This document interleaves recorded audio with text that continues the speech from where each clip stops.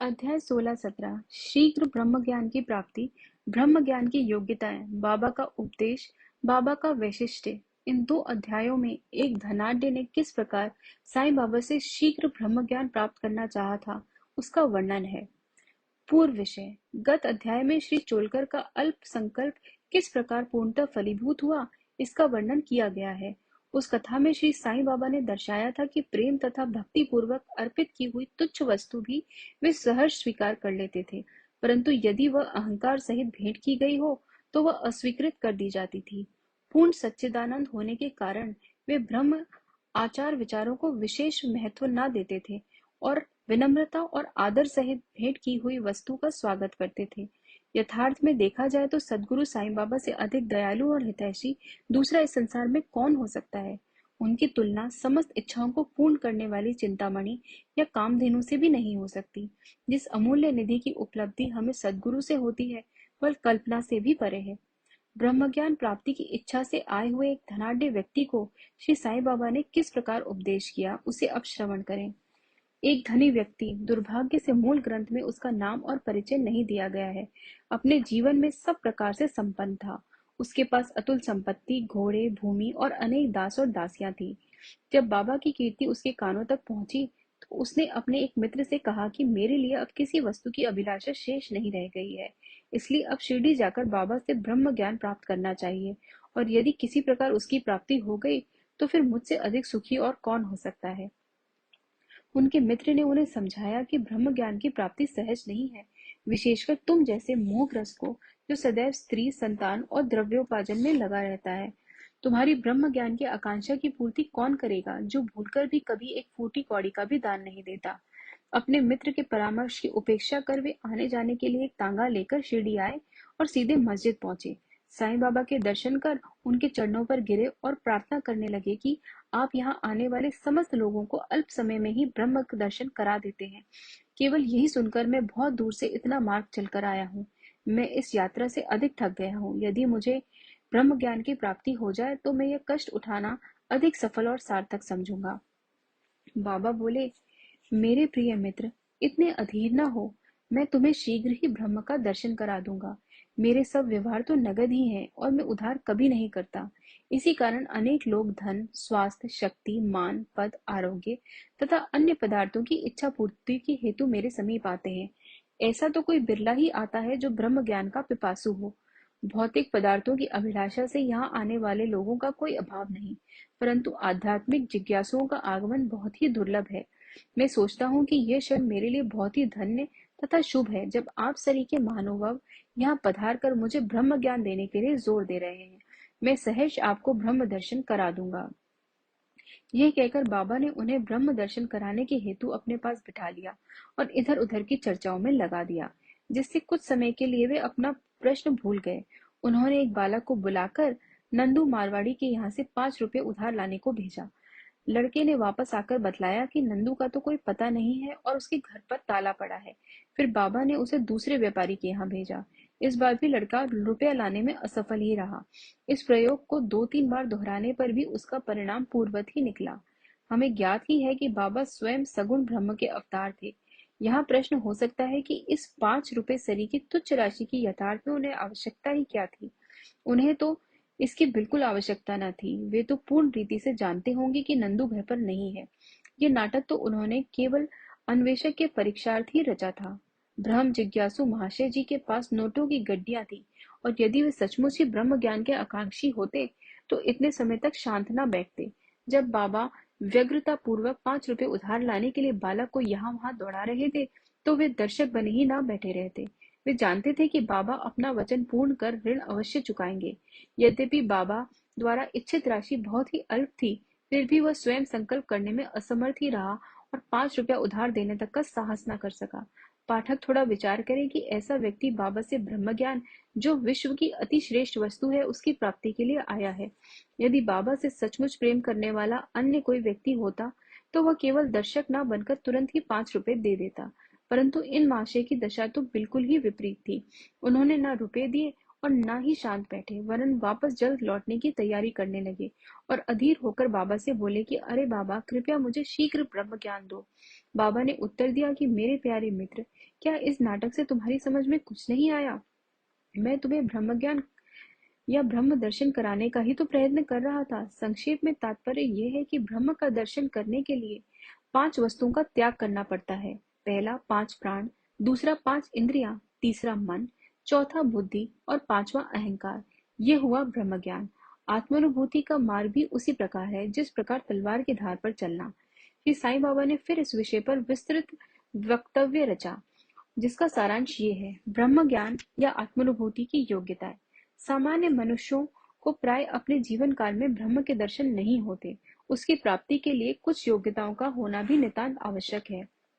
पहला, मुमुक्षुत्व यानी मुक्ति की तीव्र उत्कंठा। जो सोचता है कि मैं बंधन में हूँ और इस बंधन से मुक्त होना चाहे, तो इस ध्येय की प्राप्ति के लिए उत्सुकता और दृढ़ संकल्प से प्रयत्न करता रहे तथा प्रत्येक परिस्थिति का सामना करने को तैयार रहे, वही इस आध्यात्मिक मार्ग पर चलने योग्य है। दूसरा, विरक्ति।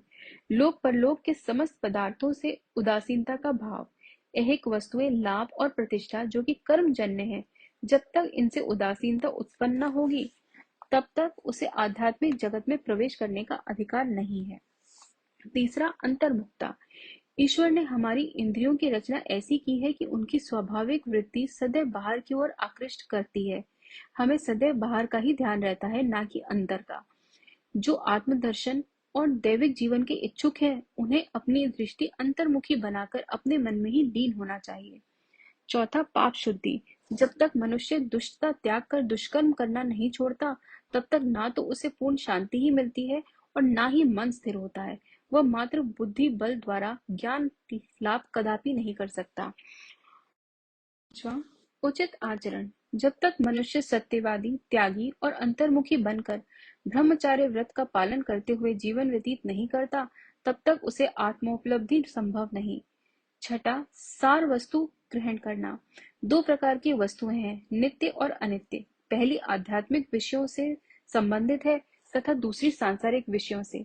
मनुष्य को इन दोनों का सामना करना पड़ता है। उसे विवेक द्वारा किसी एक का चुनाव करना पड़ता है।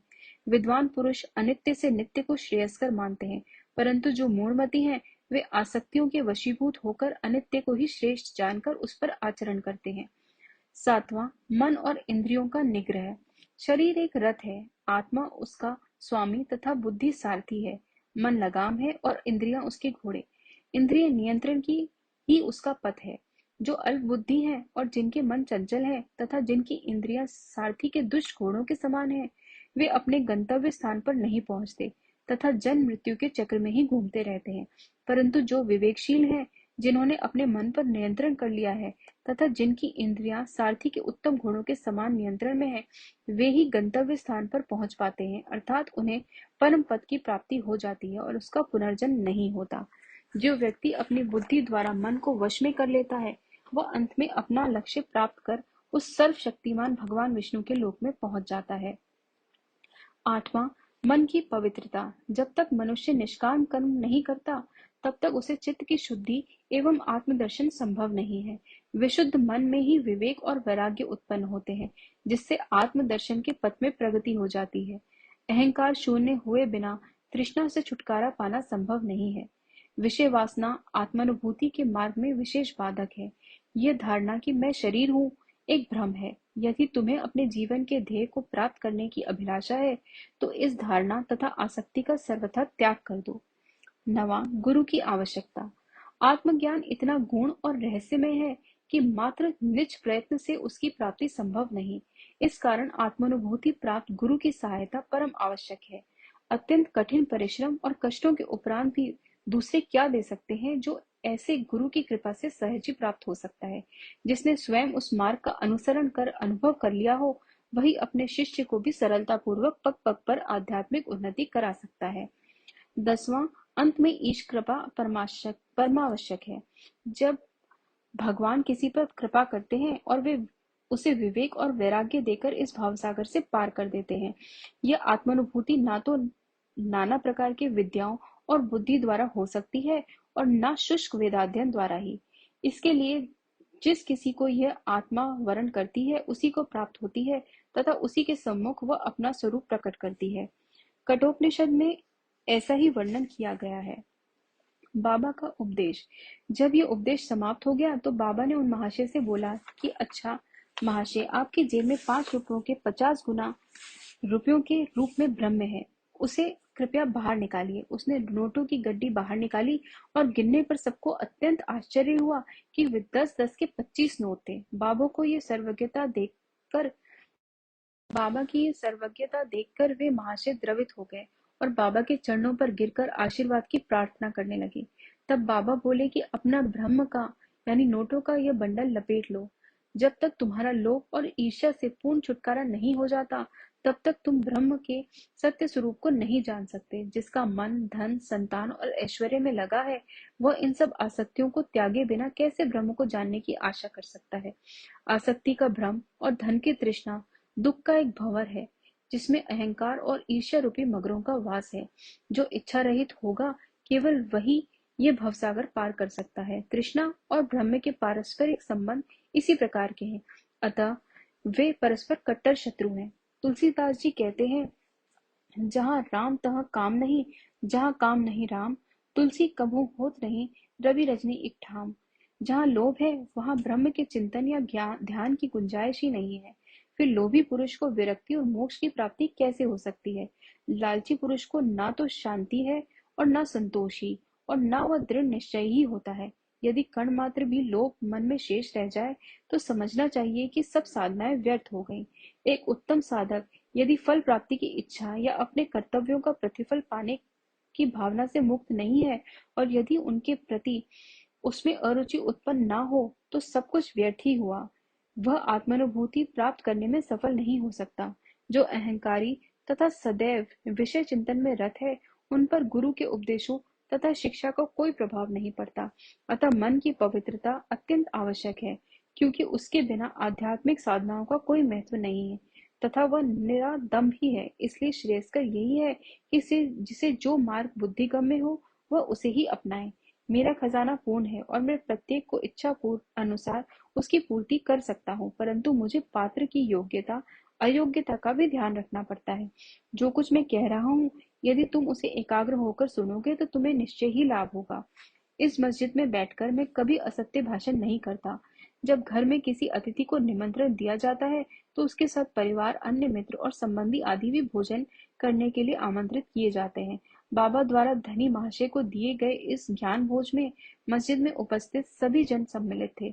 बाबा का आशीर्वाद प्राप्त कर सभी लोग उन धनी महाशय के साथ हर्ष और संतोषपूर्वक अपने अपने घरों को लौट गए। बाबा का वैशिष्ट्य। ऐसे अनेक संत हैं जो घर त्याग कर जंगल की गुफाओं या झोपड़ियों में एकांतवास करते हुए अपनी मुक्ति या मोक्ष प्राप्ति का प्रयत्न करते रहते हैं। वे दूसरों की किंचित मात्र भी अपेक्षा न कर सदा ध्यानस्थ रहते हैं। श्री साईं बाबा इस प्रकृति के ना थे। यद्यपि उनके कोई घर द्वार, स्त्री और संतान, समीप या दूर के संबंधी ना थे, फिर भी वे संसार में ही रहते थे। वे केवल 4-5 घरों से भिक्षा लेकर सदा नीम वृक्ष के नीचे निवास करते तथा समस्त सांसारिक व्यवहार करते रहते थे। इस विश्व में रहकर किस प्रकार आचरण करना चाहिए, इसकी भी वे शिक्षा देते थे। ऐसे साधु या संत प्राय बिरले ही होते हैं जो स्वयं भगवत प्राप्ति के पश्चात लोगों के कल्याणार्थ प्रयत्न करें। श्री साईं बाबा इन सब में अग्रणीय थे। इसीलिए हेमाडपंत कहते हैं, वह देश धन्य है, वह कुटुंब धन्य है तथा वे माता पिता धन्य है, जहाँ साईं बाबा के रूप में यह असाधारण परम श्रेष्ठ अनमोल विशुद्ध रत्न उत्पन्न हुआ। श्री सद्गुरु साईनाथार्पणमस्तु। शुभम भवतु।